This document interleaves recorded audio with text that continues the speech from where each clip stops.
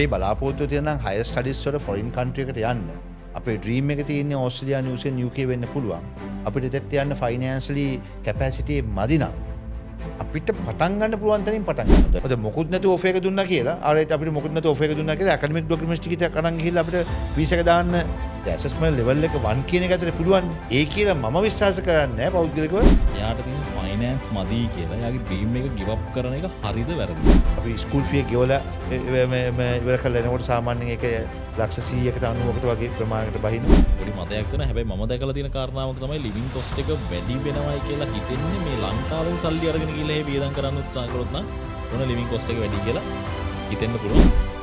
දැන් UK වල තියෙනවා UK කම්පෙයාර් කරොත් අනිත් රටවල තියෙන ස්කෝලර්ෂිප් ප්‍රමාණයත් එක්ක UK වල ස්කෝලර්ෂිප් දෙන ප්‍රමාණය ගොඩක් වැඩි කියලා මට හිතෙනවා. ACCAG, your partner in foreign higher education, celebrating 19 years of excellence in Mahagama, Bangladesh, Nigambo and Gaul. Bring your original documents and get your offer on the same day. Hotline 0114379696. ACCG අපේ podcast series එකේ ඔන්න තවත් episode එකකින් ඔයාලගේ ළඟටම ඇවිල්ලා තියෙන තවත් සුවිශේෂී ප්‍රශ්නයක් ගැන කතා කරන්න. මේක ඇත්තටම ප්‍රශ්නයක්. රට යන බලාපොරොත්තු වෙන ගොඩක් අයට තියෙන ප්‍රබලතම ප්‍රශ්න තමයි මේක ෆයිනෑන්ස්. අපි දැන් කතා කරන්නේ ඔයා කොහොමද ෆයිනෑන්ස් මැනේජ් කරගන්නේ? ඔයාට රට යන තියෙන ලොකුම ප්‍රශ්නේ ෆයිනෑන්ස් නම් ඔයා මොකක්ද ඒකට ගන්න ඕනේ සොලියුෂන් එක? ඇත්තටම ඔයා එක්ස්පෙක්ට් කරන ඔයා බලාපොරොත්තු වෙන රටට යන්න ඔයාට ෆයිනෑන්ස් මදි නම් ඔයා මොකද්ද මේ වෙලාවේ කරන්න ඕනේ? මේ කියන කරුණු කාරණා ගැන වගේම එතන එහාට ගිහලා ඔයා රටක් ඇතුළේ ජීවත් වෙනකොට ඔයාගේ ලයිෆ් ස්ටයිල් එක ගෙවන්න ඕන විදිහ මොකද්ද? ෆයිනෑන්ස් මැනේජ් කරගන්නේ කොහොමද? කරන පාර්ට් ටයිම් ජොබ් එක ඇතුලේ කොහොමද ඔයා ඒ හම්බෙන සැලරි එක හරි ඒ හම්බෙන amount එක හරි මැනේජ් කරගන්නේ? මේ කියන කරුණු කාරණා ගැන අද එපිසෝඩ් එකෙන් කතා කරන්න ලෑස්ති. අදත් අපිත් එක්ක සම්බන්ධ වෙන්නේ CCH අපේ MD මිෂ මොරගඩ. අයිබෝන්. එතකොට පළවෙනිම ප්‍රශ්නේ ලංකාව ඇතුලේ ඉඳලා රටකට යන්න උත්සාහ කරන කෙනෙක් එයාට තියෙන ෆයිනෑන්ස් මදි කියලා එයාගේ ඩ්‍රීම් එක ගිව් අප් කරන එක හරිද වැරදිද? ඇත්තටම කියනවා නම් දැන් ෆයිනෑන්ස් කියන්නේ රට යන්න බලපාන එක සාධකයක් විතරයි. ඔතන හැබැයි ඒක තමයි මේජර්. ෆයිනෑන්ස් එක මත තමයි හැමදේම තියෙන්නේ. හැබැයි ෆයිනෑන්ස් තමන්ගේ ෆයිනෑන්ස් මට්ටමට ගැලපෙන රටවල් තියෙනවා යන්න. ඉවන් අපි හිතුවොත් එහෙම දැන් මගේ බලාපොරොත්තුව තියෙන OC යන්න. හැබැයි මම කන්සල්ටේෂන් එක අපිට පස්සේ මට OC යන්න තියෙන රික්වයර්මන්ට්ස් එක නැහැ. හරි අපිට ඊළඟ ස්ටෙප් එකට යන්න පුළුවන්. ඒක ඊට පස්සේ නිව්සීලන්ත වෙන්න පුළුවන්. ඊට පස්සේ UK වෙන්න පුළුවන්. අපි ගත්තොත් දැන් ඕස්ට්‍රේලියා, නිව්සීලන්ත, කැනඩා වගේ රටවල් ගත්තොත් ෆයිනෑන්ෂල් රික්වයර්මන්ට්ස් දැන් මම කියන්නේ දැන් ඔය අලුතෙන් ආපු රූල්ස් ඇන්ඩ් රෙගුලේෂන්ස් අනුව වෙනස් වෙන දේවල් තියෙනවා. මම කියන්නේ අපි ඉස්සර ගත්තොත් මේ ගොඩක් කරලා දේවල් ඉල්ලනවා. හරි සල්ලි කවුන්ටේ තියෙන්න ඕනේ, සල්ලි ආපු පිටියේ පෙන්නන්න ඕනේ, ඒගොල්ලන්ගේ මාසික ආදායම් පෙන්නන්න ඕනේ, තමයි ඇසස් පෙන්නන්න ඕනේ. හැබැයි ඉතින් එහාට ගිහිල්ලා අපි ගත්ත යුරෝප් රටවල් ටික ගත්තොත් මේක ඊට වඩා වෙනස්. සමහරවිට ඒගොල්ලෝ ඉල්ලන්නේ ඩිපොසිට් එකක් විතරයි. හරි අපි හිතමු ඒ මට්ටමත් අපිට ඇචීව් කරගන්න බැයි නම් ඊට පස්සේ අපිට පුළුවන් තව රටවල් තියෙනවා. අපි ගත්තොත් දැන් අපි සිංගප්පූර් වගේ රටක් ගත්තොත් එහෙම, ඩුබයි වගේ රටක් ගත්තොත් එහෙම තවත් පල්ලට යන්න පුළුවන්. ඔතන අපිට අපි කරන්න ඕනේ කොතනින් හරි පටන් ගන්න එක. අපේ බලාපොරොත්තුව තියෙනවා නම් හයර් ස්ටඩීස් වල ෆොරින් කන්ට්‍රි එකට යන්න. අපේ ඩ්‍රීම් එක තියෙන්නේ ඕස්ට්‍රේලියා, නිව්සීලන්ත, UK වෙන්න පුළුවන්. අපිට දෙත් යන්න ෆයිනෑන්ෂලි කැපැසිටි මදි නම් අපිට පටන් ගන්න පුළුවන් තැනින් පටන් ගන්නවා. දැන් හිතන්නකෝ අපි හිතුවොත් එහෙම දැන් OC යන්න ඕස්ට්‍රේලියා යන්න අපිට තියෙන්න ඕන සාමාන්‍යයෙන් ටෝටල් අපි ගත්තට පස්සේ ඔය හැම එකක්ම එකතු වෙනවානේ. ස්කූල් ෆී එක ගෙවන්න ඕනේ, වීසා ෆී එක ගෙවන්න ඕනේ. ඊට පස්සේ අපි ගත්තොත් එහෙම ඕවර්සීස් හෙල්ත් කවර් ගෙවන්න ඕනේ. ඊට පස්සේ එතනින් නවතින්නේ නැහැ. ඊට පස්සේ ආ ටිකට් එක සල්ලි තියෙන්න ඕනේ. ඊට පස්සේ අතේ නිකන් අතවනවන යන්න බෑ. ඒ අවශ්‍ය කරන මුදලක් අපි අරන් යන්න ඕනේ. මේ ටික ඔක්කොම එනකොට ලක්ෂ 45ක් විතර යනවා. ඉතින් 45ට බැයි නම් අපි ගාව තියෙන ලක්ෂ 5ක් 6ක් විතර නම් අපි 45 ගැන බල දුක් විඳලා හින්දා හරියන්නේ නැහැ. 45 හම්බ කරගෙන යනවා කියලා බලන් හිටපම කාලය යනවා. අපි 6න් පටන් ගන්නවා. ඒ කියන්නේ සිංගප්පූරුවෙන් පටන් ගන්නවා. සිංගප්පූරුවට ගියා, ඩිප්ලෝමා එකක් කළා. සිංගප්පූරුවෙන් පස්සේ අපිට පුළුවන් ට්‍රාන්ස්ෆර් වෙන්න UK වලට. එතකොට විශ්වමරකට දැන් ගොඩක් දෙනෙක් උත්සාහ කරන්නේ හයි එන්නේ කියන්නේ දැන් රටක් විදිහට රටක් ඒ කියන්නේ රටක් සිලෙක්ට් කරගන්නකොට ගොඩක් වෙලාවට අම්මලා තාත්තලා බලන්නේ දරුවන්ට හොඳම දේ දෙන්නේ. මෙහෙම උත්සාහ කරනකොට ඒගොල්ලන්ට තියෙන ෆයිනෑන්ස් ප්‍රශ්න හින්දා ඒ දෙන රටවල් සුදුසු නොවෙන්න පුළුවන්. ඒ කියන්නේ ඒකට ඒගොල්ලන්ට අෆෝඩ් කරගන්න බැරි වෙන්න පුළුවන්. එතකොට මිඩල් ඉන්කම් ෆැමිලි එක අම්මෙක් තාත්තෙක් තමන්ගේ ළමයාව යවන්න හොඳම රටක් සිලෙක්ට් කරගන්නකොට දැන් අපි රට යනවා කියලා කිව්වම ඒකට ඔලුවනේ කැනඩා, ඕස්ට්‍රේලියා ඔය වගේ රටවල්නේ ඔයිට අමතරව යුරෝප කන්ට්‍රීස් ගත්තොත් යුරෝප කන්ට්‍රීස් අති විශාල ප්‍රමාණයක් තියෙනවා. මේ වගේ හොඳ බෙනිෆිට්ස් තියෙනවා. PR ගත්තොත් එimhe සෑහෙන හොඳ ලයිෆ් ස්ටයිල් එකක් ඒගොල්ලන්ට ගෙවන්න පුළුවන්. එතකොට දැන් මේ ගැන කන්සර්න් කරනකොට අම්මෙක් තාත්තෙක් අඩු වියදමකින් යවන්න පුළුවන් රටවල් විදිහට සිංගප්පූරුවට අමතරව තව මොන වගේ රටවල් ගැනද හිතන්න බලන්න ඕනේ.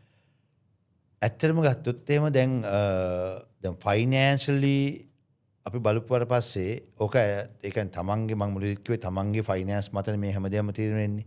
ඒකට දැන් පළවෙනි එක තමන්ගේ ඇකඩමික් බෑග්ග්‍රවුන්ඩ් එක. දැන් පළවෙනි ඇකඩමික් බෑග්ග්‍රවුන්ඩ් එකට ගැලපෙන කෝස් එකක් නේ අපි තෝරගන්න ඕනේ. ඔතන ඒ ගැලපෙන කෝස් එක අපිට ඊට පස්සේ අපි කරන්නේ අපිට ෆයිනෑන්ෂල් මට්ටමට ගැලපෙන යුනිවර්සිටි එකක් කන්ට්‍රි එකක් තමයි තෝරගන්නේ. එක ඇකඩමික් බෑග්ග්‍රවුන්ඩ් එකට ගැලපෙන ප්‍රෝග්‍රෑම් එක අපි තෝරගන්නවා. ඇකඩමික් බෑග්ග්‍රවුන්ඩ් සහ අපේ ඇම්බිෂන් එක. අපි යන්නේ කොතටද? ඒක අචීව් කරන්න පුළුවන්. ඒක ඊට පස්සේ දෙවෙනි එක තමයි අපි කරන්නේ අපි ඒකට යන්න අපේ තියෙන ෆයිනෑන්ස් මට්ටම ගැලපෙන යුනිවර්සිටියක් හා රටක් තමයි තෝරගන්නේ. ඒකට ඔය ලෝ බජට් එකට යන්න ඇත්තම යුරෝප් රටවල ඔක්කොම ගත්තොත් එම ගොඩක් ලෝ බජට්. අපි ගත්තොත් එම දැන් අපි ගත්තොත් එහෙම මෝල්ටා ගත්තොත් එහෙම මෝල්ටා වගේ රටක් අද ගත්තොත් සාමාන්‍ය ලංකා සල්ලි වලින් ලක්ෂ 25ක් විතර 25ක් වගේ ගාණක් ඇතුළට අපිට යන්න පුළුවන්කම තියෙනවා. එතකොට ඒකත් එක්කම මම තව ප්‍රශ්නයක් අහන්න දැන් මෝල්ටා වගේ රටක් කියපුව ගමන් වැඩිපුර අහලා නැති රටක්. ඒ කියන්නේ රට යනවා කියවට පස්සේ අර මං කියපු නිව්සීලන්ත කැනඩා ඕස්ට්‍රේලියා තමයි එකපාරට උඩට එන්නේ. හැබැයි මෝල්ටා වගේ කිව්වම පොඩ්ඩක් වපරහෙන්නේ අපේ කට්ටිය බලන්නේ. ඇත්තටම මේ රටවල් ඇතුලේ ලයිෆ් ස්ටයිල් එක ගෙවනකොට ඒ කියන්නේ ඉගෙන ගන්නකොට එතනින් එහාට PR ගන්නකොට මේ ප්‍රොසෙස් එක කොහොමද වෙන්නේ? ජීවත් වෙන සුදුසුයිද මොන වගේ වැඩ පිටවද තියෙන්නේ? දැන් පුලස්ටි දැන් මම මෝල්ටා කියන එක එක්සැම්පල් එකක් විතරයි ගත්තේ. දැන් මෝල්ටා විතරක් නෙවෙයි යුරෝප් වල තව ගොඩක් රටවල් තියෙනවා. අපි ගත්තොත් ඩෙන්මාර්ක් වගේ රටවල් ගත්තොත් එහෙම ඊට පස්සේ ඩෙන්මාර්ක් ඔය මෝල්ටා ඊට පස්සේ ලැට්වියා මේ වගේ රටවල් වල ඇත්තටම කොස්ට් එක ගොඩක් අඩුයි. කොස්ට් එක අඩුයි යන්න පුළුවන්කම තියෙනවා. හැබැයි කොස්ට් එක අඩු වුණාට මේවෙන් හම්බෙන බෙනිෆිට්ස් අඩුවක් නැහැ. දැන් උදාහරණයක් වශයෙන් ගත්තොත් අපි ගන්නකො ඩෙන්මාර්ක් එකට තමන්ට ඩිපෙන්ඩන්ට්ව අරන් යන්න පුළුවන්. ඩිපෙන්ඩන්ට්ව අරන් යන්න පුළුවන්, ළමයි අරන් යන්න පුළුවන්. හරිද? අපි ගත්තොත් එහෙම අපි ගන්නකො නිකන් උදාහරණයක් වශයෙන් අපි ෆින්ලන්ඩ්. දැන් ෆින්ලන්ඩ් වල ගත්තොත් එහෙම ෆින්ලන්ඩ් වලට අපිට ඩිපෙන්ඩ් අපි ගත්තොත් එහෙම අපි කතා කරන ඕස්ට්‍රේලියා, නිව්සීලන්ඩ් වගේ රටවල් වගේම අපිට ඩිපෙන්ඩන්ට් අරන් යන්න පුළුවන්. ඩිපෙන්ඩන්ට් ෆුල් ටයිම් වර්ක් විසා හම්බෙනවා. ළමයි වරා යන්න පුළුවන්, ෆ්‍රී එඩියුකේෂන් හම්බෙනවා. රටට ගිය දවසේ ඉඳන් අවුරුදු 4ක් ඇතුළත يعني PR එක අවුරුදු 4කින් අපිට ගන්න පුළුවන්. උතන ඒ අවුරුදු 4 කවුන්ට් කරනවා රටට ගිය දවසේ ඉඳන්. ඊළඟට ඒ රටට යන ඒ රටේ ජීවත් වෙනකොට අපි ඩිපෙන්ඩන්ට් එක ගියාට පස්සේ ඒගොල්ලන්ට ඩිපෙන්ඩන්ස් වලට කන්සෙෂන් හම්බ වෙනවා. ඒ කියන්නේ අපි ජොබ් එකක් හොයා ගන්නකම් හරි එක කැටගරිස් තියෙනවා. සාමාන්‍යයෙන් ඩිපෙන්ඩන්ස් වලට යුරෝ 10ක් විතර නිකන් කන්සෙෂන් එකක් හම්බ වෙනවා. සමහර වෙලාවට ෆ්‍රී ෆුඩ්ස් වගේ දේවල් හම්බ වෙනවා. දැන් මේ යුරෝප් රටවල ගොඩක් හොඳ බෙනිෆිට්ස් තියෙනවා. මොකද ඒගොල්ලෝ ලයිෆ් ස්ටයිල් එක ගොඩක් හොඳයි. දැන් අපි ගත්තොත් එimhe මෝල්ටා මම ගත්තොත් එimhe මෝල්ටා වල තමන් এডুকেෂන් කළාට පස්සේ අපි ෆුල් ටයිම් ජොබ් එකක් අපි හොයාගත්තට පස්සේ අපි এডুকেෂන් එකට වීදම් කරපු මුදලින් 75% ආපහු රිටර්න් කරනවා ගවර්න්මන්ට් එකේ. 75% ආපහු රිටර්න් කරනවා. උතර ඉතින් ඒක හරි ලොකු බෙනිෆිට් එකක්. ඒ රටෙත් උතර අපිට වර්ක් වීසා එක හම්බ වෙනවා. වර්ක් වීසා එක හරිය PR එකට යන්න පුළුවන්කම තියෙනවා. අනිත් එක දැන් යුරෝප් රටක් කියන්නේ යුරෝප් යුනියන් එකක්. උතර මේ යුරෝප් වීසා එක කියන්නේ මේ ඔක්කොම ජර්මන්, ප්‍රාන්ස්, ඉටලි ඒ කියන්නේ ආර්ථික වශයෙන් අඩු වැඩි ඕන රටකට ඒ ගමන යන්න පුළුවන්. සෙනගන් කන්ට්‍රි එකෙන් අපිට යන්න පුළුවන්කම තියෙනවා. ඉතින් සෙනගන් කන්ට්‍රීස් කියන එක එකත් හොඳ සොලියුෂන් එකක් ළමයිට ෆයිනෑන්ෂල් බෑග්ග්‍රවුන්ඩ් එක අඩු ළමයිට. හැබැයි එක පොඩි ඩිස්ඇඩ්වාන්ටේජ් එකක් තියෙන්නේ ගොඩක් කලාවට මේ ඉංග්‍රීසි ස්පීකින් කන්ට්‍රීස් සෙනගන් වල ගොඩක් අඩුයි. ඉංග්‍රීසි ස්පීකින් දැන් මෝල්ටා කියන්නේ ඉංග්‍රීසි ස්පීකින් කන්ට්‍රි එකක්. ඊළඟට අපි ගත්තොත් එහෙම දැන් ෆින්ලන්ඩ් ගත්තොත් එහෙම ඒගොල්ලන්ගේ මේන් ලැන්ග්වේජ් එක ෆිනිෂ්. දැන් ජර්මන්, ෆ්‍රාන්ස් ඒව ගත්තත් එහෙමයි. හැබැයි අපි යවන්නේ එඩියුකේෂන් එක කරන ළමයි ඉංග්‍රීසි වලට. හැබැයි ඉතින් ඔය ප්‍රශ්නේ තියෙන්නේ වෙලා ඔය රටවල් වල මේන් සිටි එකකින් එළියට යනකොට. ප්‍රධාන සිටිස් වල මේ යුනිවර්සිටිස් බේස් වෙන්නේ. උතර අපි යවන්නේ ප්‍රධාන සිටි. ඒ ප්‍රධාන සිටිස් වල අවට ඒ තියෙන කම්පැනිස් ඒවා ගොඩක් කරාට ඉංග්‍රීසි ලැන්ග්වේජ් එක තමයි බලපාන්නේ. අර නමුත් අපි ගත්තොත් ඕස්ට්‍රේලියා ගත්තොත් එහෙම UK ගත්තොත් එහෙම නිව්සීලන්ත ගත්තොත් එහෙම ඒ කියන්නේ ප්‍රධාන සිටි ගත්තත් ගමට වෙනකම් ගම කියන්නේ ඇතුළට වෙන ගන්නත් ඒ ඔක්කොම ඉංග්‍රීසි මීඩියම් නේ. ඒ වෙනස තියෙනවා. මම දකින්නේ විදිහට ඒ වෙනස විතරයි ඔතන තියෙන මේජර් වෙනසක් විදිහට දකින්නේ. එද යුරෝප් කන්ට්‍රි එක නේකොට අපහු අර දෙපාරක් හිතන්න කරන්න යන්න වට වඩා මේ වෙලාවේ වා ඒ පාත්වයකට යන්න හිතාගෙන ඉන්නවා නම් කරන්න ඕනේ ප්‍රධානම දේ තමයි ඒ කියන ලැන්ග්වේජ් ස්කිල් හදා ගන්න try කරන එක. එතනින් එහාට යන රට සිලෙක්ට් කරගත්තට පස්සේ රටේ කොහොමද බෑග්ග්‍රවුන්ඩ් එක තියෙන්නේ, ඒකෙදි කොහොමද සූදානම් වෙන්න ඕනේ රටට කියලා ජීවත් වෙන්න, මේ දේවල් ගැන හොඳ ස්ටඩි එකකින් ගියොත් එimhe වාට හොඳ වාට තියෙන ෆයිනෑන්ස් මට්ටම අනුව අතේ තියෙන මුදලට හොඳම ඔප්ෂන් එකකට යන්න පුළුවන්කම තියෙනවා. අනිත් ප්‍රශ්නේ දැන් ඔස්ට්‍රේලියා, කැනඩා, UK ඔය වගේ රටවලට යනකොට ෆයිනෑන්ස් ගැන ලොකු කතා බහක් ඇති වෙනවානේ. අපි දැන් එකින් එක අරගෙන පොඩ්ඩක් පැහැදිලි කරගමු. සාමාන්‍යයෙන් උදාහරණයක් විදියට මේ කාලේ යන්න ටිකක් අමාරුම රටක් විදියට කැනඩා කතා බහට ලක් වෙන. මොකද පහුගිය කාලේ අපි දැක්ක අති විශාල ප්‍රමාණයක් කැනඩා ගියා. මොකද යන්න ලේසි, ෆයිනෑන්ස් ප්‍රශ්න හරි අඩුයි. හැබැයි මෑත කාලේනෝ ඒගොල්ලන්ගේ රූල්ස් ඇන්ඩ් රෙගියුලේෂන්ස් පොඩ්ඩක් අඩු. මේ තර වෙනවත් එක්කම අපේ කට්ටියට එහෙට යන්න පොඩ්ඩක් අමාරුලා තියෙනවා. දැන් කැනඩා යන්න පුළුවන්ද බැරිද? පුලස්ටිගේ පළවෙනි ප්‍රශ්නේ ගත්තොත් එම කැනඩා යන්න එහෙම බැරි කමක් නැහැ. කැනඩා යන්න පුළුවන්. එහෙම කොතනවත් කැනඩා යන්න නතර කරලා නැහැ. හැබැයි කැනඩා යන ප්‍රමාණය ගොඩක් අඩු වෙලා තියෙනවා. මොකද කැනඩා මේ පසුගිය කාලේ ගොඩක් වීසා ප්‍රොපෝසල් ලැබිලා තියෙනවා. ගොඩක් වීසා ඒකෙන්ද ගොඩක් এডুকেෂන් ඒජන්ට්ස්ලා කරලා කැනඩා ප්‍රොමෝට් කරන්න පොඩ්ඩක් මේ නිකන් අර කම්මැලිකමක් තියෙනවා, අදිමදිකමක් තියෙනවා. ඊළඟට අර කැනඩාවට යන්න බලාපොරොත්තු වුණු ළමයිනුත් ඒකට පොඩි බයක්, චකිතයක් තියෙනවා වීසා එකට ඇප්ලයි කරන්න. මොකද කැනඩා ඇත්තටම උනේ කැනඩා නම්බර්ස් අඩු වෙන්න මූලික හේතුනේ කැනඩා ගවර්න්මන්ට් එක ගත්ත එක කන්ඩිෂන්ස්. ඒගොල්ලෝ ඉස්සලම කැප් එකක් කියලා එකක් දැම්මා, ඊළඟට ඩිපෙන්ඩන්ට් එන එක සීමා කළා.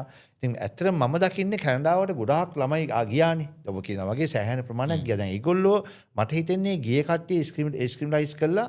ඒ කියන්නේ ඒගොල්ලන්ටත් හරි අයිඩියා එකක් ගන්න බලනවා වගේ මට දකින්නේ. ඉතින් හැබැයි කොහොම වුණත් මම හිතනවා ලබන ජනවාරි වෙනකොට කැනඩා මාකට් එක ආපහු පිකප් වෙයි. කැනඩා කොතනකවත් ෆයිනෑන්ෂල් මට්ටම ෆයිනෑන්ෂල් රික්වයර්මන්ට් එක හින්දා නම්බර්ස් අඩු වෙන්නේ නැහැ. ෆයිනෑන්ෂල් මට්ටමේ කොහොමත් ගත්තොත්ම කැනඩා අපි ගත්තොත්ම ඕස්ට්‍රේලියා, නිව්සීලන්ත, UK වගේම ඕස්ට්‍රේලියා, නිව්සීලන්ත වගේම කැනඩා වල බලපුවාම කැනඩා වලත් කැනඩා වල ෆයිනෑන්ස් පෙන්වන්න පුළුවන් කට්ටිය ඉන්නවා. ගොඩක් කරන බ්ලඩ් රීසන්ස් තමයි පෙන්වන්නේ. සල්ලි account එකේ තියෙන්න ඕනේ. සල්ලි ආපු විදිය ෂෝ මනි එක පොඩ්ඩක් කොහොමද කියලා පෙන්න ගන්න ඕනේ. ඒ වගේම ඒගොල්ලෝ ස්ටේබල් කියලා පෙන්වන්නේ. ඒගොල්ලෝ monthly income එක පෙන්වන්න ඕනේ.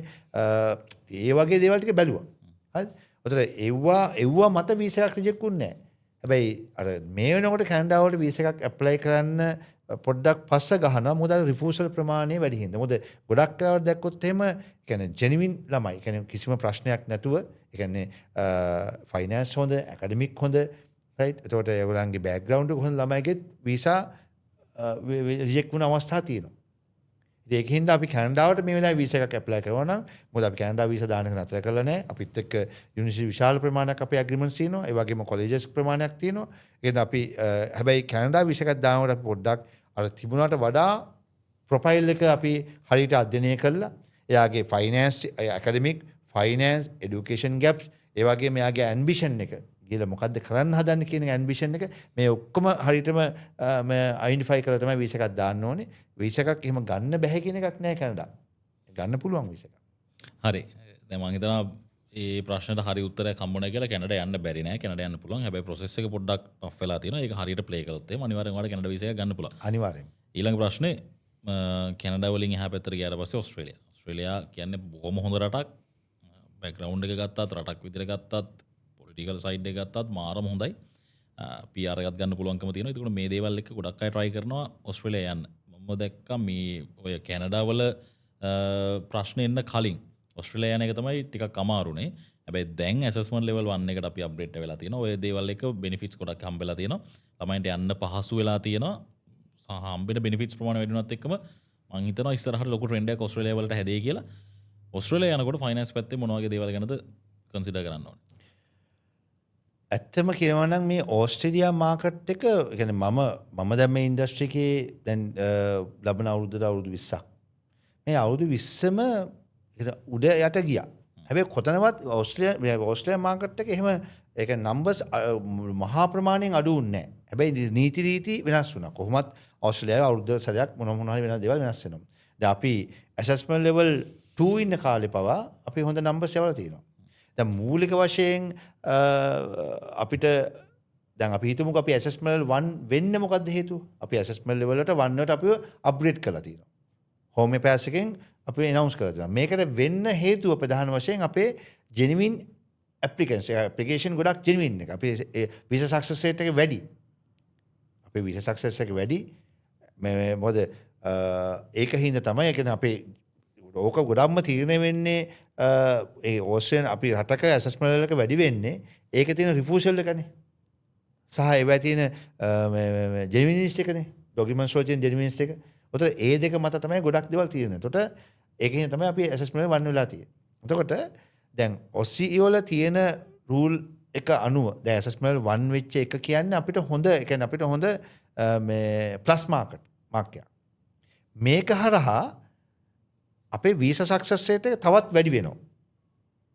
උතර අපෙන් ඉල්ලන ડોකියුමන්ට්ස් ප්‍රමාණය තවත් අඩු වෙනවා. හරි.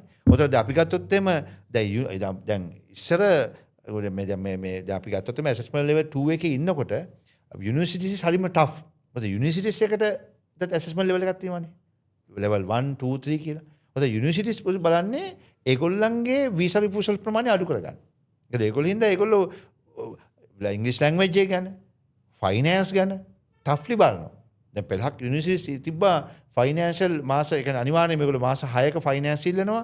ඒ වගේම ඒගොල්ලෝ එවිඩන්ස් ඒ කියන්නේ මන්ත්ලි ඉන්කම් එකේ එවිඩන්ස් අවුරුද්දක් ඉල්ලනවා තියෙනවා. දැන් ඒ වගේ යුනිවර්සිටිස් මේනකොට ඒව ඔක්කොම අයින් කරලා දාලා මාස 3ක මැචුරිටි ටිකක් ඉල්ලන වෙලාවල් තියෙනවා. ෂෝ මනි එක ශල්ලි account එකේ මාස 3ක් තිබුණා නම් ඇති. අර එකක්වත් බලන්නේ නැහැ.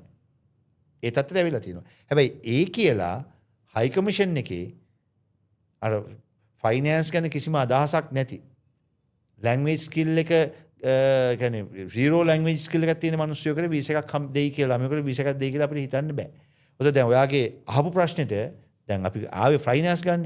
දැන් OSCE ගත්තොත් එහෙම OSCE මම හිතනවා මේ ඇසස්මන්ට් ලෙවල් එකත් එක්ක අපි අර ඉස්සර තිබුණු තත්ත්වයට වඩා හොඳ තත්ත්වයක තියෙයි.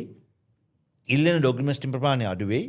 මොකද අපිට ෂෝ මනි එක ගත්තොත් එහෙම අනිත් රටවල් එක්ක කම්පෙයාර් කරපුවම සාමාන්‍යයෙන් OSCE වලට දැන් අර හයි කමිෂන් තියෙන ගයිඩ්ලයින් එක ඇති බලුවොත් එම තනි ස්ටුඩන්ට් කෙනෙක් කරනවා නම් සාමාන්‍ය මිඩල් ප්‍රමාණ යුනිවර්සිටි එකට ලක්ෂ 35ක් සෝරි මේ ලක්ෂ 130ක් කට 120ක් 130ක් අතර ප්‍රමාණයක් අපි ෂෝ මනි එක වශයෙන් පෙන්න ගන්න වෙනවා.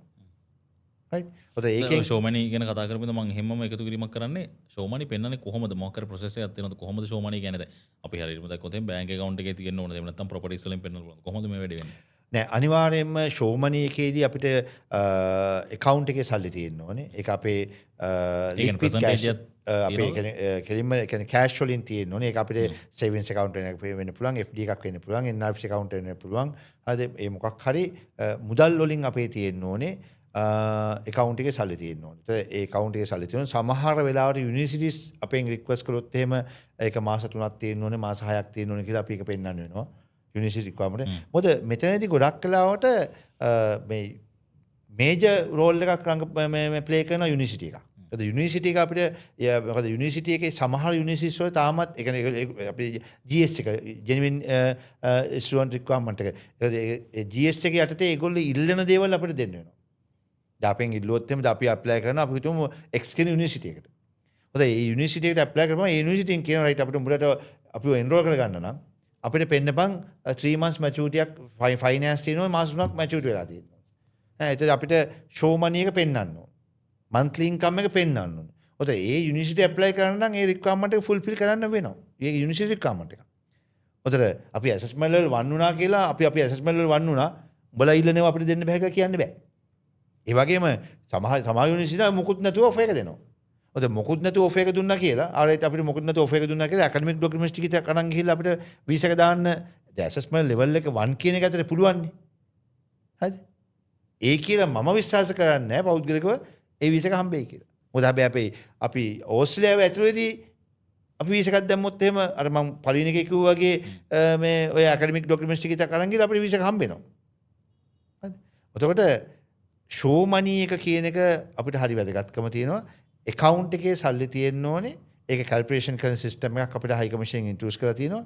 සාමාන්‍යයෙන් ගත්තාම දල වශයෙන් එක්කෙනෙකුට වුණා ලක්ෂ 120ක් 30ක් විතර ඇති.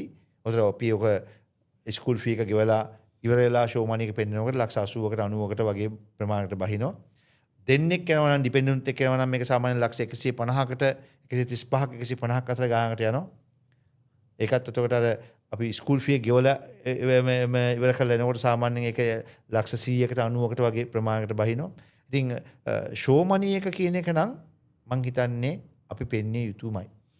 අනිත් ප්‍රශ්නේ ඔසී යන්න කියක් යනවද යුනිවර්සිටි එක මත ඩිපෙන්ඩ් වෙනවා තමයි ඒක හොඳ ප්‍රශ්නයක්. දැන් අපි ගත්තොත් එහෙම දැන් මට අපි යුනිවර්සිටි අපි දැන් ඕස්ට්‍රේලියා ගත්තොත් යුනිවර්සිටි 44ක් තියෙනවා. දැන් ඕකෙන් අපිට රෙප්‍රසෙන්ට් කරන්න පුළුවන්කම තියෙනවා සාමාන්‍යයෙන් ඕකෙන් 70ක් 80ක් විතර නිකන් පුළුවන්.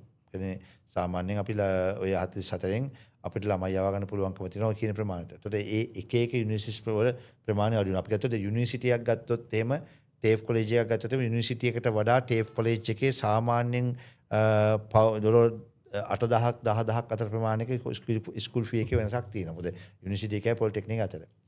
තාමනේ අපි මිඩල් ක්ලාස් එක යුනිවර්සිටියක් ගත්තොත් එහෙම අපිට අපි හිතමුකෝ ස්කූල් ෆී එක එනවා අපි හිතුවොත් එම 36000ක් විතර 34000 36000ක් ඕකට 125ක් ඉස්කෝලේ එකක් ආවට පස්සේ ඕක බහිනවා අපිට සාමාන්‍යයෙන් ඩොලර් 27000කට 28000කට.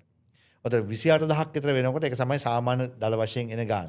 ඕකෙන් අපි භාගයයි ගෙවන්නේ. ඒ කියන්නේ ලක්ෂ අපි සෙමෙස්ටර් පේ එකක් තමයි ගෙවන්නේ. සෙමෙස්ටර් පේ එකක් වෙනකොට ඒ කියන්නේ අපි ගත්තොත් එහෙම නිකන් ගත්තොත් එහෙම 14000ක් කියලා ගත්තොත් ලක්ෂ 28ක්.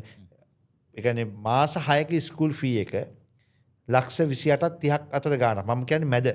අපි වැඩි කෝස් ෆී එක වැඩි හයි එන්ඩ් ඒවා තියෙනවා. හරිද? ඒකට ලක්ෂ 28ක් 30ක් අතර ගානක් අපිට ස්කූල් ෆී එක යනවා. ඉතින් ඔකට ඕවර්සීස් හෙල්ත් කවර් එකත් එනකොට සාමාන්‍යයෙන් between 28 to 35 ලක්ෂ 28ක් 30 35 අතර වගේ ගානක් අපි යුනිවර්සිටි ගෙවන්න වෙනවා. හරි එතකොට ඊළඟ ප්‍රශ්නේ දැන් ඔය 30 විතරක් ප්‍රමාණවත්ද ෂෝමානික තන්ත්‍රය අපි පැත්තකින් තියමුකෝ ඒක කොහොමත් ඩිපෙන්ඩ්ස් නේ. ඉතින් එහාට යන වේදම් මොනවාද? එතනින් එහාට ගත්තොත් එමෙතන ළමයාට වීසා ෆී එක යනවා. දැන් වීසා ෆී එක $2,000 කරලා තියෙන්නේ. ඒ වීසා ෆී එක අපිට ගෙවන්න ඕනේ. ඕවර්සීස් හෙල්ත් කවර් එක ගෙවන්න ඕනේ. ඒ කියන්නේ ඕවර්සීස් හෙල්ත් කවර් එක ගම අපි දැන් කිව්ව දැන් ඩිග්‍රී එකට යන ළමයෙකුට ගත්තොත් එහෙම අවුරුදු 3ක්. එහෙම නැත්නම් අවුරුදු 4ක්. උතර එයාගේ කැල්කියුලේෂන් වෙන විදිය වෙනස්. ඊට පස්සේ අපි මාස්ටර්ස් එකක් ගත්තොත් එමේ අවුරුදු 2ක්. උතර ඒක වෙනස්. දැන් මම කියන්නේ මේ ඉන්ෂුරන්ස් ෆී එක අවුරුදු දෙකටම එකපාර ගෙවන්න ඕනේ නේද? ඔය එකපාර ගෙවන්න ඕනේ. අපි යනකොට අපි පළවෙනි එකේදී අපිට අපි මුලින්ම ගෙවන්න ඕනේ. ඔතන වීසා ෆී එක යනවා. ඒක යනවා. ඊට පස්සේ අපිට ගොඩක් වෙලාවට රෙසිඩි ෆ්‍රී මේ තව පොඩි වීදම් ටිකක් තියෙනවා. මුත් ඉතින් මේජ් එකක් තියෙන යා ටිකට් එකයි. ඉතින් අපි අපි යනකොට අපි අරයි යන මුදලයි. ඉතින් මේක ඒ යන මුදල කීයද අරයි යන්නේ කියන එක අපි සාමාන්‍යයෙන් ගැරන්ටි අපි කියන්නේ සාමාන්‍යයෙන් තනි ළමයෙක් යනකොට ඉනිෂියලි මූලික අවස්ථාවේදී ඉතින් එයා ඩිපෙන්ඩ් වෙනවා යාට යන්න. මොකද මූලිකව යනකොට at least ඩොලර් 2000ක්වත් අතේ තියෙන එක තමයි අපි කියන්නේ. ඉතින් ඊට පස්සේ ඒගොල්ලන්ට පුළුවන් ඉතින් අවශ්‍ය දේවල් ගෙන්න ගන්න ලංකාවේ අවශ්‍ය නම්. එතකොට ඔය ඔක්කොම ටික එනකොට කොහොමත් ලක්ෂ 45ක්. ලක්ෂ 45ක් වගේ අතේ තියෙනවනේ ඕස්ට්‍රේලියාව යන්න පුළුවන්. අනිවාර්යෙන්. හරි. ඊළඟ ප්‍රශ්නේ UK යන්න ලේසි බලාපොරොත්තු වෙන දේවල් එක්ස්පෙක්ට් කරන දේවල් ටිකක් අඩුයි. එතනින් එහාට ගිහලා ෆයිනෑන්ස් පැත්තෙන් ගත්තත් ස්කෝලර්ෂිප්ස් පැත්තෙන් ගත්තත් සෑහෙන ලොකු ස්කෝලර්ෂිප්ස් වම up to 100% ස්කෝලර්ෂිප්ස් වෙනකල් ගන්න පුළුවන්. UK යන්න කීයක් යනවද? ඔව්. පුලස්ටි දැන් ඔතන UK විතරක් නෙමෙයි. දැන් මම අර්ථන කිව්වේ ඔසී වල ඔය කියන ගානට එන්නේ ස්කෝලර්ෂිප් එකත් එක්ක. දැන් මම කිව්වා දැන් ගොඩක් කලාවට දැන් ඔය අපි ගත්තොත් එහෙම සමහර යුනිවර්සිටිස් අපි ගත්තොත් නිකන් අපි එක්සැම්පල් එකක් ගමු. දැන් ලාට්‍රොප් යුනිවර්සිටි එක ඒගොල්ලෝ දෙනවා 50ක ස්කෝලර්ෂිප් එකක්. දැන් ඕස්ට්‍රේලියාවේ CQ කියන යුනිවර්සිටි එක දෙනවා ඒගොල්ලෝ guaranteed 20% නැත්නම් ඒ කියන්නේ up to 25% දෙනවා. උතට අර මං කතා කළේ 36000ක විතර ස්කෝලර්ෂිප් එක මේ කෝස් ෆී එකක් තමයි ස්කෝලර්ෂිප් එකත් එක්ක බහින්නේ 28000ට 27000. ඔය ගැන කතා කරමින්ද මම UK වලට යන කල මේ ප්‍රශ්නේ අහන්නේ ස්කෝලර්ෂිප් එකක් ගන්නව නම් මොනවාද එයා ෆුල්ෆිල් කරන්න ඕන දේවල්? ඔව් ස්කෝලර්ෂිප් එකක් ගන්නවා නම් ගොඩක් වෙලාවට guaranteed ස්කෝලර්ෂිප්ස් කිව්වහම ඒගොල්ලෝ සාමාන්‍යයෙන් කියන්නේ ඇප්ලයි කරන හැම ළමයාම අපි ගත්තොත් මේ යුනිවර්සිටි එකට whatever degree එකට හෝ මාස්ටර්ස් එකකට අපි ඇප්ලයි කරන්න නම් academic requirement fulfill කරන්න එපා. يعني යාගේ යම් කිසි මට්ටමකට academic තියෙනවා. එහෙම ඇප්ලයි කරන හැම කෙනාටම guaranteed scholarship එක දෙන යුනිවර්සිටි තියෙනවා. ඒක ප්‍රමාණයක් තියෙනවා. එතනින් එහාට දැන් මම කිව්වා ලාට්‍රොප් එකෙන් up to 50% දෙනවා කියලා. එතනින් එහාට academic excellences. ඒගොල්ලන්ගේ academic achievement එක තමයි දෙන්නේ. සමහරට දැන් පෙරක්කට academic achievement එකට තව එකලාවට දැන් full scholarship එකට වගේ යනවා. ලාට්‍රොප් එකේ තියෙනවා full scholarship එක 100% දෙනවා. ඔතන academic excellence වලට එහා ගිහලා දැන් English language requirement එකත් ඒගොල්ලෝ බලනවා. ඒගොල්ලොත් අපි IELTS වගේ තියෙනවා හොඳට කරලා තියෙනවා බලනවා. ඊට පස්සේ ඊට පස්සේ further qualifications. එයාගේ employment background එක එව්වත් බලනවා. දැන් 100% scholarship එකක් ගත්තාම එකක් මත බේස් වෙන්නේ නැහැ. ඇකඩමික් පැත්ත ලැන්ග්වේජ් එක සහ යාගේ අනිත් හැම බෑග්ග්‍රවුන්ඩ් එක මේ ඔක්කොම එකතු කරලා තමයි ඒගොල්ලෝ දෙන්නේ. ඒතකොට දැන් ගොඩක් වෙලාවට අහව ප්‍රශ්නෙට දැන් ස්කෝලර්ෂිප් වර්ග දෙකක් තියෙනවා. ඒතකොට මේක එක එක නම් වලින් යනවා. එක එක යුනිවර්සිටි අනුව නම් වෙනස් වෙනවා. හරිද? ඒතකොට නමුත් අපි දෙක කොටස් දෙකකට බෙදාගත්තොත් එකක් ඒගොල්ලෝ දෙන්නේ එකක් ඒගොල්ලෝ ගැරන්ටිඩ් ස්කෝලර්ෂිප් දෙනවා. අනිත් එක ඒක තියෙන ඇකඩමික් එක්සලන්ස් එක මත දෙනවා. සාමාන්‍යයෙන් ඔය ඇකඩමික් එක්සලන්ස් අපි කියමු A levels වලට හොඳ රිසර්ච් තියෙනවා නම් අපි ගත්තොත්ම අපි කියමු A2යි B එකක් තියෙන ළමයෙකුට. එහෙම නැත්නම් A3ක් තියෙන ළමයෙකුට. අන්න ඒ වගේ ඒගොල්ලෝ කැටගරයිස් කරලා තියෙනවා. හරි. අපි දැන් UK ගැන කතා කරගෙන ඉතින් සාමාන්‍ය UK යන්න කොච්චර විතර මුදලක් වියදම් වෙනවද? කොච්චර විතර ප්‍රමාණයක් අතේ තියාගෙන යන්න ඕනද? අපි මේ දැන් පවතින නීතිත් එක බලපුවහම UK තමයි ෆයිනෑන්ෂල් රික්වයර්මන්ට් එකම ලේසිම කන්ට්‍රි එක. අපි කතා කරොත් එහෙනම් මම එක්සෙප්ට් යුරෝප් ඒෂියන් කන්ට්‍රීස්. අපි දැන් මේජ් අපි කතා කරන කන්ට්‍රීස් ටික අතර තුම ඕස්ට්‍රේලියා, නිව්සීලන්ත, UK, කැනඩා ඔය ටිකත් එක්කනේ මේ මූලික වශයෙන් කතා කරන්නේ. ඊට පස්සේ අපි ඉතින් එහාට පයින්නොත් තමයි යුරෝප් මාකට් එකට අපි යන්නේ. මොකද අපි ගත්තොත් එහෙම ඒ රටවල් එක්ක කම්පෙයාර් කරපුවම ෆයිනෑන්ෂල් රික්වයර්මන්ට් එක අපිට ලේසිම රට තමයි ගොඩක් වෙලාවට UK. මොකද UK ගවර්න්මන්ට් එක ගොඩක් වෙලාවට ඒගොල්ලෝ ඉල්ලන්නේ ෆන්ඩ්ස් මැචුරිටි එක 28 days සල්ලි account එකේ තියෙන්න ඕනේ මාස දවස් 28ක් වෙන්න ඕනේ. ඒක තමයි ඒගොල්ලන්ගේ මේජර්. ඒක එක්ක ළමයාගේ අතේ එහෙම නැත්නම් ළමයාගේ පේරන්ට්ස් ලගේ account එකේ තියෙන්න ඕනේ. දැන් UK වල තියෙනවා UK කම්පෙයාර් කරොත් අනිත් රටවල තියෙන ස්කෝලර්ෂිප් ප්‍රමාණයත් එක්ක UK වල ස්කෝලර්ෂිප් දෙන ප්‍රමාණය ගොඩක් වැඩි කියලා මට හිතෙනවා. දැන් පෙලක් කලාවට දැන් අපි ගත්තොත් සමහර යුනිවර්සිටි තියෙනවා සෙමස්ටර් 5000ක් දෙනවා. පවුම් 5000යි.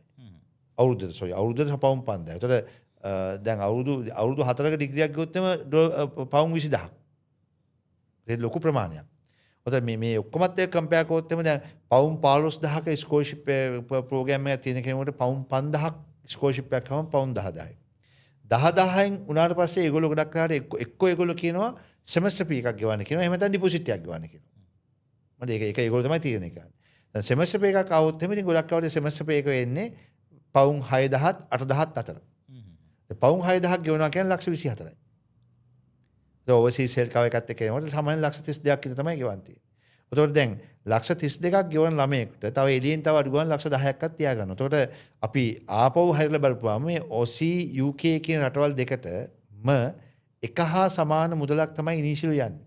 අපි අතට ආපහු පස්සේ. හැබැයි UK වල පුළුවන්කම තියෙනවා සමහර යුනිවර්සිටිස් වල UK වල යන්න පුළුවන්කම තියෙනවා. ඒ බැලන්ස් පේමන්ට් එක. අපි මාස 6ක ස්කූල් ෆී ගියාට ඉතුරු පේමන්ට්ස් අපි ගෙවන්න එපා. ඒකද බැලන්ස් පේමන්ට් එක ඉන්ස්ටෝල්මන්ට් ප්ලෑන් එකෙන් ගෙවන්න පුළුවන්කම තියෙනවා. දැන් මේ වෙනකොට UK වල සම යුනිවර්සිටිස් තියෙනවා බැලන්ස් එක කියන්නේ පවුම් 4000ක් ගෙවලා පවුම් 4000ක් ගෙවන්නේ 4ක් 16 ලක්ෂ 16යි. ඔය ටික ඔක්කොම ඒකට ලක්ෂ 24ක් විතර වෙයිනේ. ඒත් පවුම් 4000ක් ගෙවලා යන්න පුළුවන් බැලන්ස් එක ඉන්ස්ටෝල්මන්ට් 9කට ගෙවන්න පුළුවන්. ඒ සමාන වර්ග 9කට. ඒක හරි ලේසි. හරි. ඔතන UK වල ගත්තොත් එහෙම ඔක වේරියස් වෙනවා. දැන් මගේ ඇනලයිස් විදිහට නම් ලක්ෂ අර OC UK ඉනිෂියල් කොස්ට් එකේ ලොකු වෙනසක් නැහැ.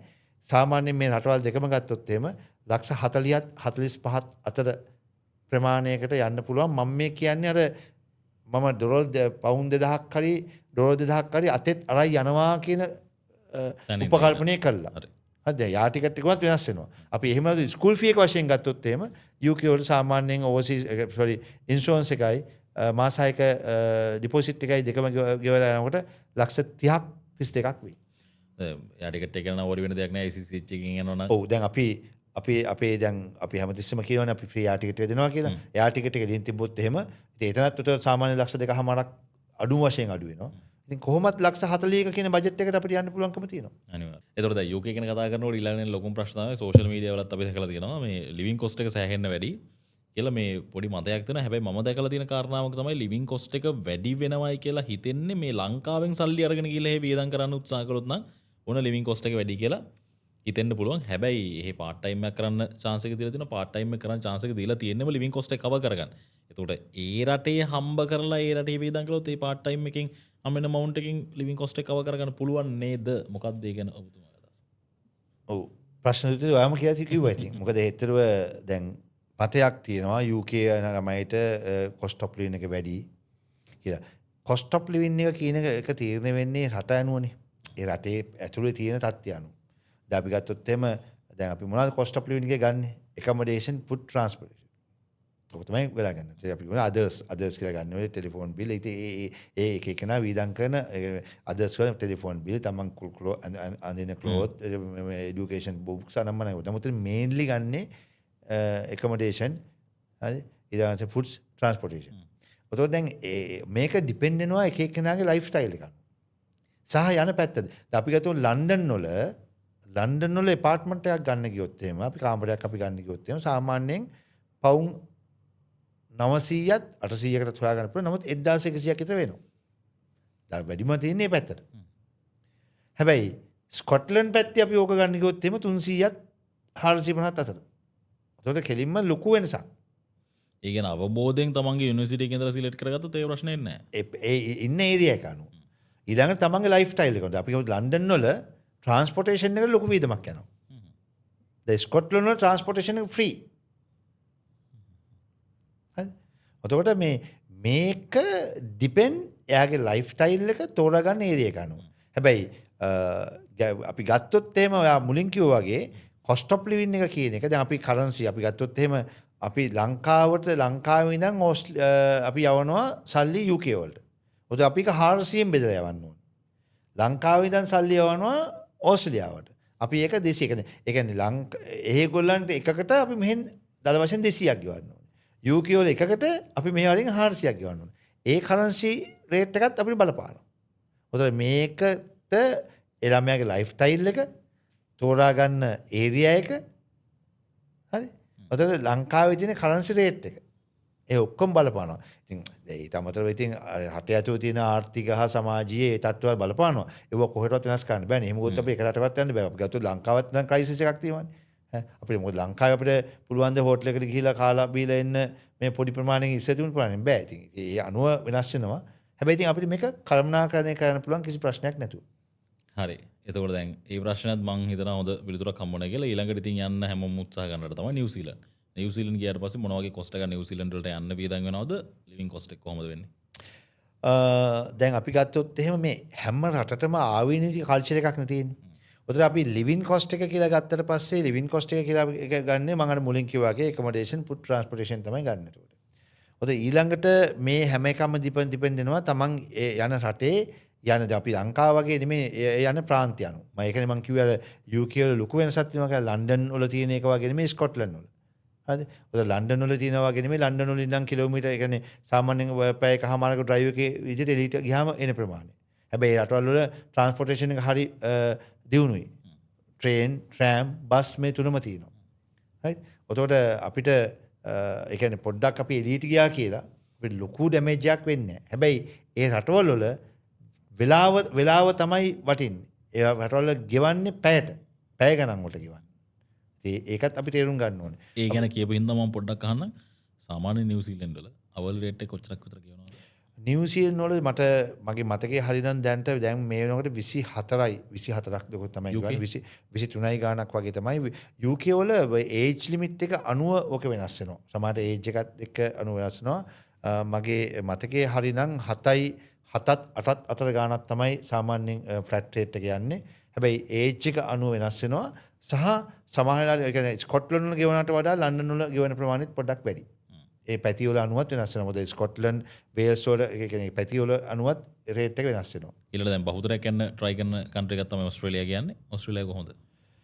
දැන් ඔසි වල ගත්තොත් එහෙම ඔසි වල මිනිමම් රේට් එක 23යි 99ක් වගේ. මම දැන් ඔසි වල කැටගරයිස් දෙක තුනක් තියෙනවා. දැන් අපිට ඔක හරියටම කියන්නේ දැන් අපි කියමු ෆුල් ටයිම් පර්මනන්ට්.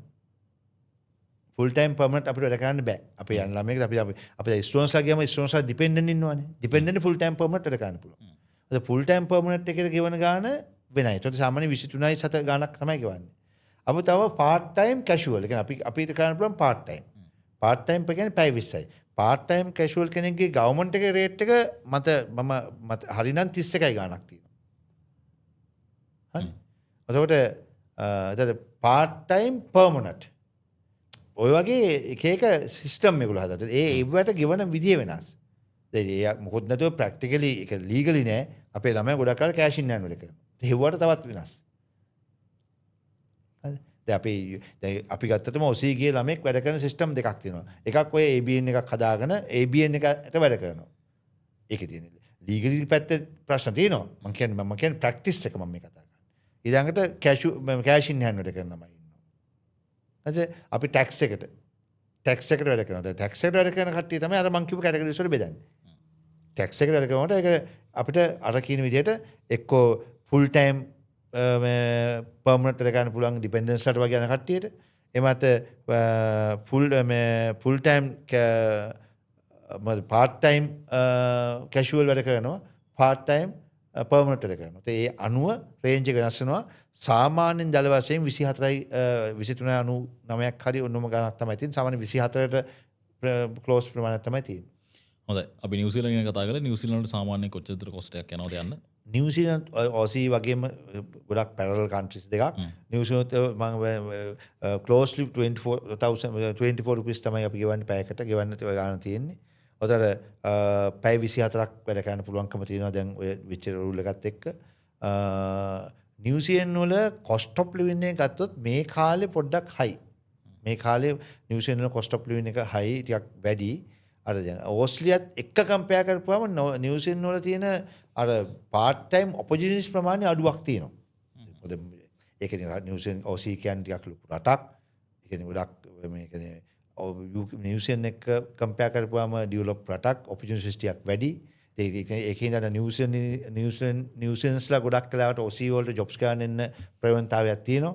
ඒකත් එක්ක බලපුවම නිව්සීලන්ත වල අර දැන් තියෙන සිටුේෂන් එකත් එක්ක පොඩි කොස්ට් ඔෆ් ලිවින් එක ටිකක් හයි වෙලා තියෙනවා. ඒත් එකම ජොබ්ස් මාකට් එකේ පොඩි ඒ කියන්නේ ජොබ්ස් හොයාගැනීමේ පොඩි අපහසුතාවයක් තියෙනවා. සාමාන්‍ය නිව්සීලන්ත යන්න කීයක් විතර වියදම් වෙනවද? මේ රටවල් ඔක්කොමත් එක්ක කම්පෙයාර් කරපුවම නිව්සීලන්ත නෝට් තමයි අපිට යන්න වැඩිපුරම යන ප්‍රමාණය මුදල් යන්නේ. මොකද හේතුව නිව්සීලන්ත නෝට් අපිට වෙනවා පළවෙනි අවුරුද්දේ ස්කූල් ෆී එක ගෙවන්න. ෆස්ට් ඉයර් ස්කූල් ෆී එක අපිට ගෙවන්න වෙලා තියෙනවා. ෆී සීරි ගත්තොත් මේගොල්ලෝ කියන්නේ ෆස්ට් ඉයර් ස්කූල් ෆී එක plus first year living cost එක. ඒ කියන්නේ ලිවින් කොස්ට් එක TFM සිස්ටම් එකට එහි අපි ඩිපොසිට් එකක් දාන්න ඕනේ. ඒක අපිට අවුරුද්දකට මාස 12ක බෙදලා අපිට අපේ account එකට එවනවා. නමුත් අපි ඒක පැත්තකින් තිබ්බොත් එහෙම පළවෙනි අවුරුද්දේ ස්කූල් ෆී එක ගෙවන්න ඕනේ. පළවෙනි අවුරුද්දේ ස්කූල් ෆී එක ගන්න අපි ගත්තොත් එහෙම ඔසී ගෙවන වගේ ඩබල් අපි ගෙවන්න ඕනේ. හරි. දැන් නිව්සීලන්ත වල තියෙනවා ඉතින් ප්‍රයිවට් කොලෙජස් තියෙනවා. ඊට පස්සේ පොලිටෙක්නික් තියෙනවා. ඊට පස්සේ යුනිවර්සිටිස් තියෙනවා. දැන් මම මුලින් කිව්වා වගේම යුනිවර්සිටිස් වලට වඩා පොලිටෙක්නික් පවුම් 8000ක් සෝරි මේ ඩොලර් 8000ක් 10000ක් අතර වෙනසක් තියෙනවා.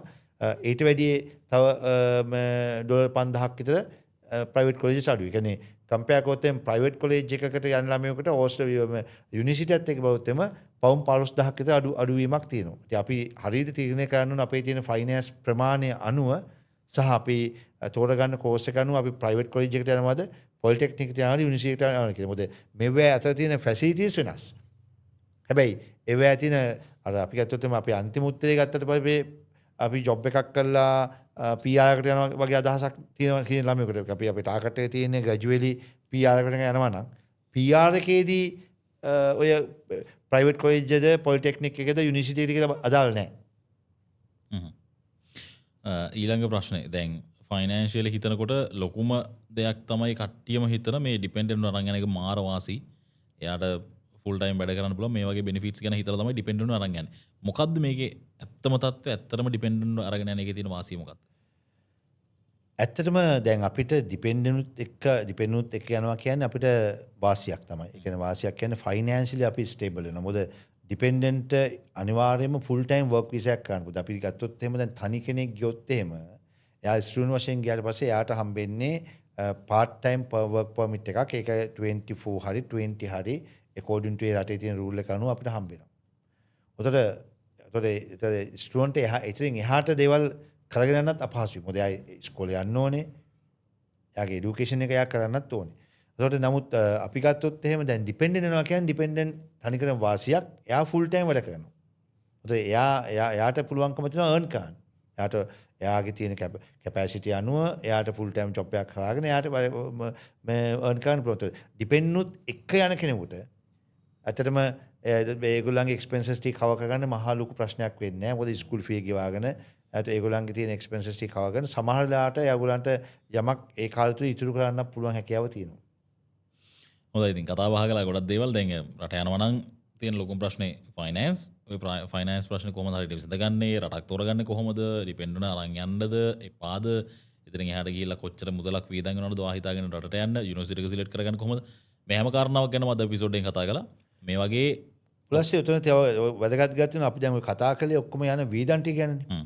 හැබැයි දැන් ACCH එක ගත්තොත් එහෙම දැන් ACCH එක අපි ඔය වීදන් ටික කතා කරලා ළමයා යවන්න තැනට එහා ගිහිල්ලා ඒ යන වීදන් ටිකට සොලියුෂන් එකකුත් අපි හරි ගස්සා තියෙනවා. මොකද දැන් ඔය හැම ළමයෙකුටම අපි කතා කරපු දේවල් එක අනුව දැන් ඔය ඉනිෂියලිය අපි ගත්තොත් එහෙම ලක්ෂ 40ක් 45ක් අතර කොස්ට් එකක් තමයි ඉනිෂියලි යන්නේ.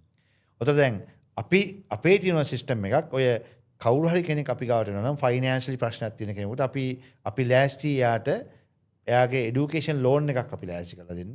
අපිත් එක්ක වැඩ කරනවා ලංකාවේ ප්‍රධානම බැංකු කිහිපයක්. අපිත් එක්ක වැඩ කරනවා. අපි ওই තිබුණ එක්සිබිෂන්ස් හැම එකටම වගේ ඒගොල්ලෝ ඇවිල්ලා තිනවා. හරි. එතකොට අපිත් එක්ක වැඩ කරනවා. ඒත් අපිට පුළුවන්කම තියෙනවා එයාගේ තියෙන ෆයිනෑන්ෂල් කැපැසිටි අනුව. එයාගේ කියන්නේ මොකද රීපේමන්ට් කැපැසිටි අනුව. සහ එයාගේ තියෙන රිසෝස් එක අනුව එයාට ගැලපෙන විදිහට ලෝන් එකක් හරි ගස්සා දෙන්න. ඒ ලෝන් එක අපිට දෙන්න පුළුවන්කම තියෙනවා ඕනනම් ඉනිෂියල් කොස්ට් එක කවර් කරන්නත් එහෙම නැත්නම් ටෝටල් කෝස්ට් පී එක කවර් කරන්නත්. ඒ කියන්නේ අපි හිතුවට අවුරුදු 3ෙම කෝස්ට් පී එක කවර් කරන්න පුළුවන්. ඒ විතරක් නෙමෙයි. අර ලෝන් එක ගන්නකොට අපි මේ ලෝන් එක අපිට දෙන්න පුළුවන් අපි අරන් දෙන්න පුළුවන්කම තියෙනවා අවුරුදු 10ක් වෙනකම් මැක්සිමම් උපරිමයක් වෙනකම් අර এডুকেෂන් කරන කාලේ අවුරුදු 3 ග්‍රේස් පීරියඩ් එකක් අරන් දෙන්න පුළුවන්. එතකොට අපිට මූලික වශයෙන් ඒ කාලෙදී ඉන්ට්‍රස්ට් එක විතරක් ගෙවන් ගිහලා ළමයා අවුරුදු 3න් පස්සේ එහෙ ජොබ් එකක් කරනවා එහෙ හරි කොහේ හරි ජොබ් එකක් කරනවා ඊට පස්සේ ජොබ් එකෙන් earn කරලා ළමයාට මේ ලෝන් එක ගෙවන් ගන්න පුළුවන් ඉතින් ෆැසිලිටි එක අපි හරි ගැසලා දෙන්න පුළුවන්කම තියෙනවා. ඇත්තම ගර්ම ගත්තොත් එහෙම අවංකව ෆොරින් এডুকেෂන් එකට යන්න උමනා කෙනෙක්. එයාගේ ඇකඩමික් බෑග්ග්‍රවුන්ඩ් එක හොඳ නම් ලැන්ග්වේජ් එක හොඳ නම් රයිට් යම් ෆයිනෑන්ෂල් මට්ටමක් ඒක රෙගුලර් ඉන්කම් හොඳ රෙගුලර් ඉන්කම් එකක් තියෙනවා නම් සහ ෆයිනෑන්ෂල් රිසෝස් තියෙනවා නම් ඒ කෙනාට කිසි ප්‍රශ්නයක් නැහැ අපිට පුළුවන් අනිවාර්යයෙන්ම ෆයිනෑන්ෂල් සොලියුෂන් එකක් දෙන්න. විතරක් නෙමේ ඒ හැම කෙනාටම යන්න හදන හැම කෙනාටම ෆ්‍රී ආර් ටිකට් එකකුත් අපි දෙනවා. හොඳයි දැන් ඒ කාරණාවත් එක්කම ඔබට හොඳින්ම පැහැදිලි ෆයිනෑන්ස් කියන එක ඇත්තටම ප්‍රශ්නයක් තමයි. හැබැයි ඒකට සොලියුෂන්ස් ලංකාව ඇතුළේම හොයාගන්න පුළුවන්. හොඳම තැනක් තමයි ACCH කියන්නේ. 8 වෙනිදාට ග්‍රෑන්ඩ් ඊසා හොටෙල් එකේ තියෙන ඉවෙන්ට් එකක්. ඒකෙදි අපි මේ කරුණු කාරණා ගැන කතා කරනවා. ඔයාට යන්න ඕනේ හැම රටකම යුනිවර්සිටි රිප්‍රසන්ටේටිව්ස්ලා 100කට වැඩි ප්‍රමාණයක් කියන යුනිවර්සිටි 100කට වැඩි ප්‍රමාණයක රිප්‍රසන්ටේටිව්ස්ලා එනවා. එතනදී ඔයාට තියෙන ওই ෆයිනෑන්ෂල් ප්‍රශ්න හැම එකක් ගැනම කතා කරන්න පුළුවන්. වගේ යුනිවර්සිටි එක ගැන සිලෙක්ට් කරගන්න තියෙන ඒ අදාළ ප්‍රශ්න ටික කතා කරගන්න පුළුවන්. ඩිපෙන්ඩ් වෙන අරන් යන්න පුළුවන්ද බැයිද මේ හැම දෙයක් ගැනම කතා කරගන්න පුළුවන්. ඒ විතරක් නෙමෙයි එදාට ඔයා රෙජිස්ටර් වුණොත් එහෙම ඔයාට ෆ්‍රී ආර් ටිකට් එකකුත් හම්බ වෙනවා. ඉතින් එහාට ගිහිල්ලා සම්පූර්ණ ප්‍රොසෙස් එක ගැන ඔයාට දැන ගියා ගන්න පුළුවන්. හරියටම 8 වෙනිදා උදේ 10 ඉඳන් හවස 5 වෙනකල් ඒ ටයිම් ස්ලොට් එක ඇතුලේ එන්න නිගම්බෝ ග්‍රෑන්ඩ් ඊසා හොටෙල් එකට. ආවට පස්සේ ඔයාට මේ හැම දෙයක් ගැනම දැන ගියා ගන්න පුළුවන්. ඉතින් මේ මතක් කිරීමත් එක්කම තවත් සුවිශේෂී එපිසෝඩ් එකකින් මේ වගේ වැදගත් කරුණු කාරණා බොහොමයක් ගැන කතා කරන්න ලෑස්ති. ඒ එපිසෝඩ් එකකින් ලබන සතියේ හමු වෙන බලාපොරොත්තු වෙන අදට සමු ගන්නවා. බොහොම ස්තුතියි. බොහොම ස්තුතියි.